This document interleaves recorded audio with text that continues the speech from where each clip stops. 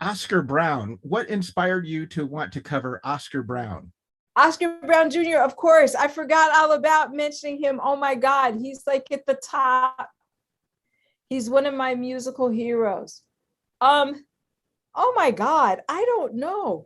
I think, well, Because he's such a unique kind of individual and character himself. But you right. you handle it though. Thank you. Well, I think part of it is um I consider myself to be unique as well. And Yeah, I and you cover some kind of range in was it Mr. Kick? Mr. Kicks, the snake. Yeah, Yeah. you cover what made you decide to pick those three songs to cover? Uh Let's see, Mr. Kicks, the snake, and Brown Baby. exactly. So well, Hazel's Hips actually was the first song that really got my attention as far as one I'd want to sing. And I think it was because of the restaurant reference, the diner reference. But my mother, when we were young, we were in the car, my sisters and I were in the car with my mother.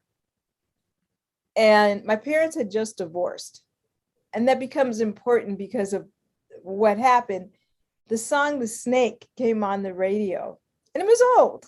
And my mother made us stop doing whatever we were doing in the car. And she's like, you girls listen to this song and listen to the message of the song. And so and I love stories. And having two parents who were New Yorkers, they tell a bunch of stories. So here's this man who's singing a song and telling a story.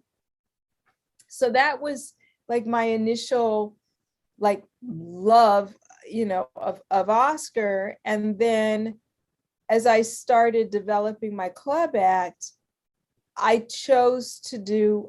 didn't feel like I could do the snake right away. And so I did Hazel's Hips. And it just kind of resonated with me. And then I met Oscar just by happenstance.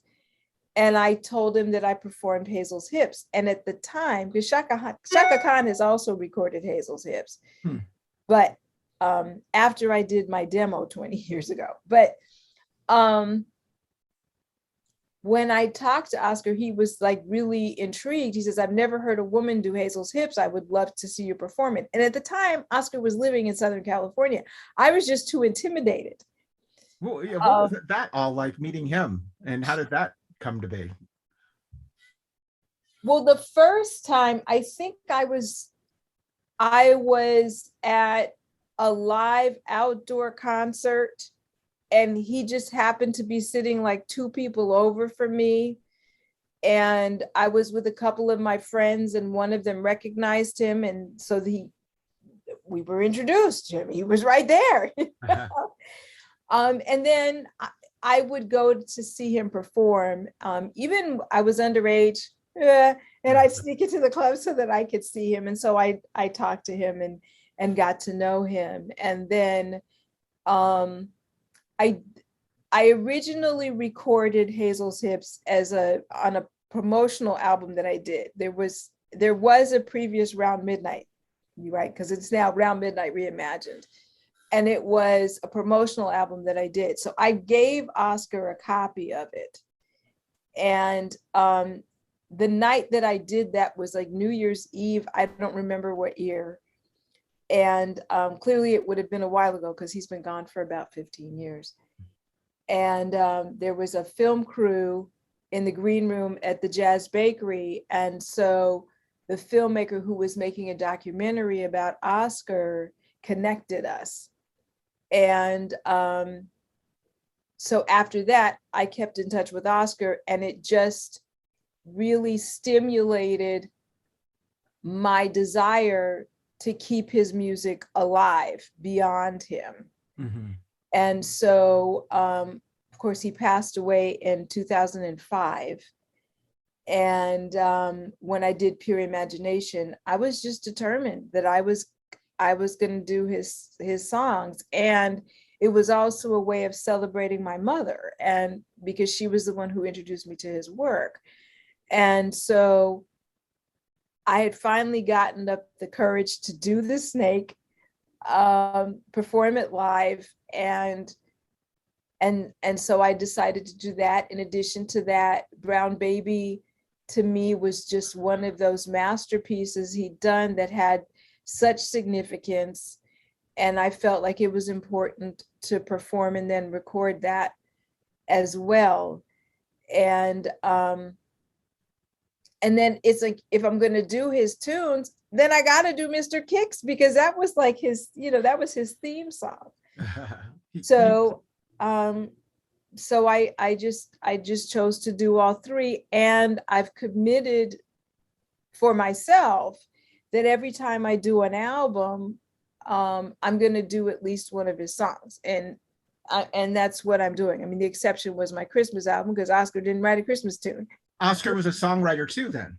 He wrote those songs then. Oh, I didn't know. Okay. Oh yeah, he wrote Brown Baby. And if you think about it, his last name was Brown. Right. Right. So Brown Baby was a lullaby he wrote for his children during the civil rights era. Mm. That was his way of expressing his hopes and his dreams for his children inside of that time frame. What is fascinating to me about that song is, with everything that we went through last year and the ongoing conversation inside of Black Lives Matter, that song continues to have significance. And what I found, which was very bittersweet for me, was that after the murder of George Floyd, radio stations were playing my version of Brown Baby quite a bit. Yeah. That's great. Did Oscar pass before he had a chance to hear you cover any of his songs? I believe you mentioned that he did get a chance to hear you sing, but did he get a chance to hear you actually cover one of his songs? Yes, actually. So there was a fundraiser for the documentary that was made about Oscar's life. Donnie Betts is the filmmaker who made the movie Music, My Life, Politics, My Mistress. And Donnie needed to raise funds to complete the film. And Oscar was actually out here to perform at the Jazz Bakery. And the fundraiser was several days later. So Donnie actually asked me to host Oscar in my home. And my music room was my guest room at the time. And so my music room is actually where Oscar slept. So, but we actually performed Hazel's Hips together. Wow. At the you have video of that? There is, in the extras of the movie Music, My Life, Politics, My Mistress, there's a little bit of a clip of it. Mm-hmm. I don't have the whole song, unfortunately, because when we were doing the fundraiser, Donnie was filming and he got distracted, and so he missed the beginning of the song. Mm-hmm. But there is video footage of at least part of the song with Oscar. Yeah. Well, that's still a special moment that one can take with them to their grave, so to speak. Absolutely. I even have a photograph of the two of us when I handed him the promotional album. You produce as well. I believe you have 4 albums under your belt. What's that whole process like, being not only the vocalist, but the producer on the album? Oh, good grief. I'm more of the executive producer, but and explain the difference between producer and executive producer on a recording. So the producer is the one who gathers the musicians, who schedules the recordings, who coordinates the arrangements, the musical arrangements, that sort of thing. The executive producer is the one who honestly finds the money to get it done, and then, blesses whatever the producer does. Mm-hmm. So I was fortunate enough